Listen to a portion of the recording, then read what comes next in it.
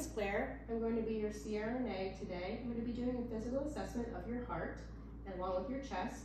I'm also going to be talking to my professors in the iPad, okay? Okay. So I'm going to start off by inspecting the chest. I'm looking for keys or any lifts of the chest. This might indicate to me that there is some myocardial hypertrophy. I'm also going to inspect and just ensure that the rate and the rhythm of the chest wall is equal, and that looks to be fine. Next, sir, I'm going to have you sit here on the side of, and just for the ease of this video, I'm going to tell you what I'm going to be doing, and then I will show you. So I'm going to start to auscultate your heart sounds at each point of your heart. I'm going to be starting at the base of the heart, which is second intercostal space, right sternal border. That is your aortic point, or where your aortic valve is heard best. We are then going to go to the second intercostal space, left sternal border. That is where your pulmonic valve is heard best.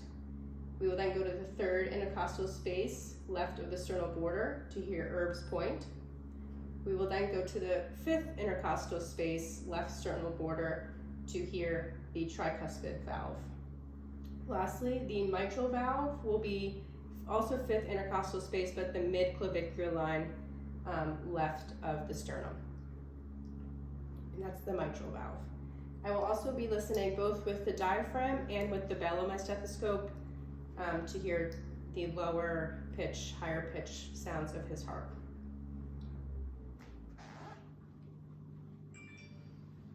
So I'm going to identify the second intercostal space, and that's where I will start listening to heart sounds.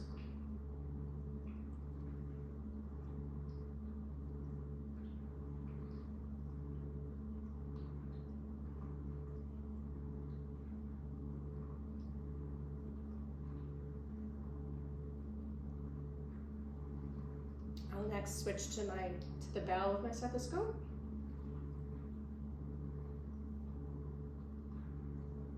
Ideally, he would not have clothes on right now either.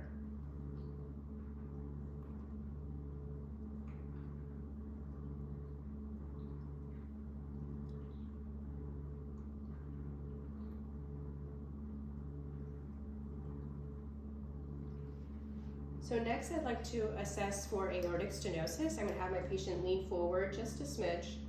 Thank you. I'm going to be listening at the base of the heart for the aortic valve, which is at the aortic point.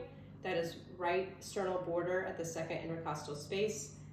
Aortic stenosis is going to sound like a systolic ejection murmur. It's going to potentially radiate to the carotid arteries, and it has a crescendo and decrescendo sound to it, an increase and a decrease in its fall of sound. So I will be listening to that with the diaphragm of my stethoscope.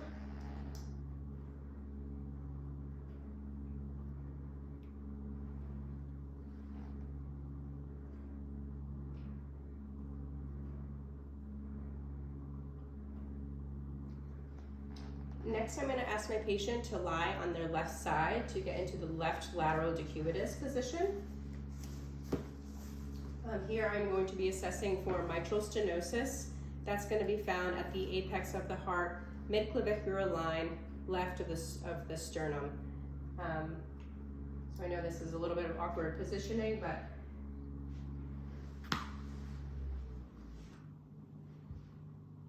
sorry, sir.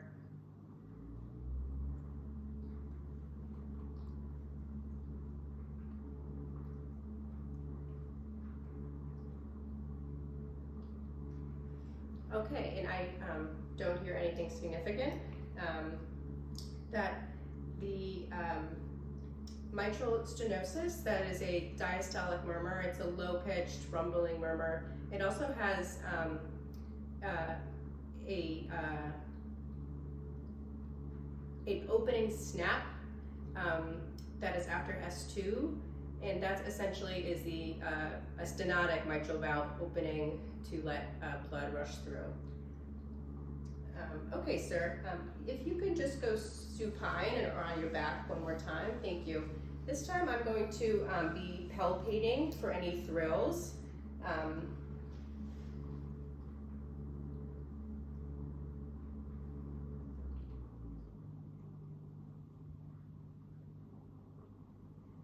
and I do not hear anything. Next, I'm going to ask you to come up to a 45-degree angle, and we are going to be testing for jugular vein distension here. And essentially, I would like to see a less than 3 centimeter length difference between his jugular vein and his sternal angle. That indicates to me that there is no right heart failure. If it is would be more than 3 centimeters, there's potential for right heart failure. So I'm going to ask him to look away from me.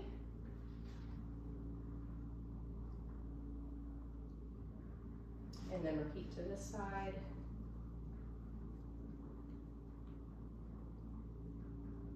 And I don't see any jugular vein distension. I'm also going to listen to his carotid arteries for any bruit. That would indicate some turbulence in his arteries and sound like a whooshing or like a blowing sound. I'm going to listen with the bell of my stethoscope for that.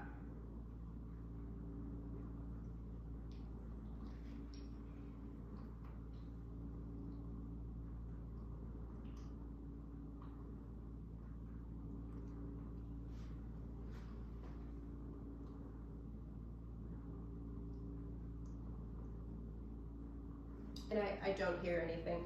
I forget if I mentioned, when I listen to his mitral valve, that is best heard with the bell of the stethoscope because it is such a low pitch sound. I forget if I told you that or not.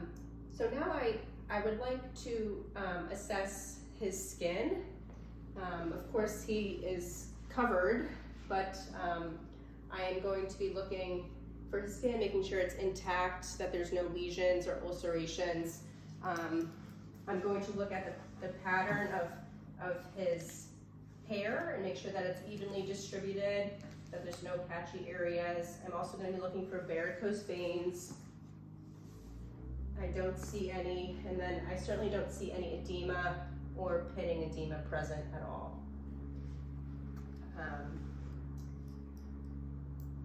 Next, I'd like to listen to or feel for his pulses. I'm going to feel for bilateral radial, brachial, popliteal, posterior tibial, and of course dorsalis pedis pulses. So I'll do that right now.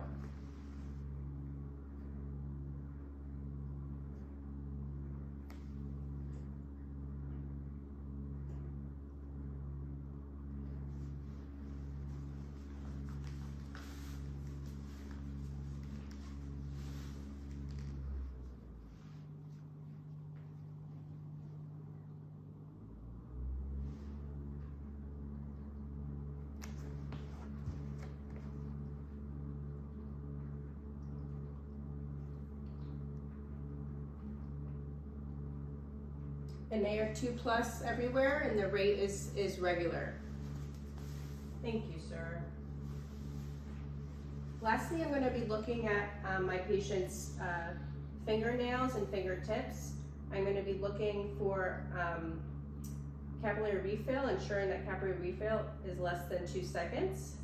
I'm also looking at the color. I'm making sure that they are that fleshy pink, that there's no cyanosis present. The angle should be 160 degrees as well. And they look perfectly intact. Thank you.